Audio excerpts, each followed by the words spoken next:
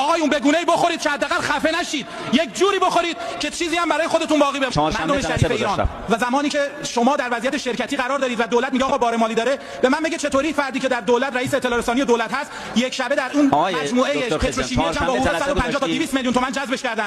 و سوال من اینه آقای میدری، افرادی مثل هادی میدری و حسن فولادی آیا با شما نسبت خویشاوندی دارن که با مدرک فوق دیپلم تو همین پتروشیمی جمع اونها رو آوردید و تمام وقتشون کردید و حقوقهای بالا دارید میدید؟ من از شما سوالم اینه آیا این برای همه مردم امروز شرایط وجود داره؟ آقای نیکزاد، اینا حرفای اصلیه که به نظر من تو مجلس اگر نزنیم در مورد کشور باید همه ماها پاسخگو باشیم. چگونه آقای میدری داره این وزارت کار رو؟ من در مورد حراست صندوق بازنشستگی قبلا تذکراتی به شما دادم آقای میدری. من از شما میخوام که این موضوع رو به دقت بررسی کنید. چگونه در حراست صندوق بازنشستگی اجازه یک چنین پست فروشی هایی داده میشه در کشور؟ و آیا این برای همه مردم ما، برای همه جوانای این کشور وجود داره؟ آقایون به گونه‌ای بخورید که حداقل خفه نشید، یک جوری بخورید که چیزی هم برای خودتون باقی بمونه. بس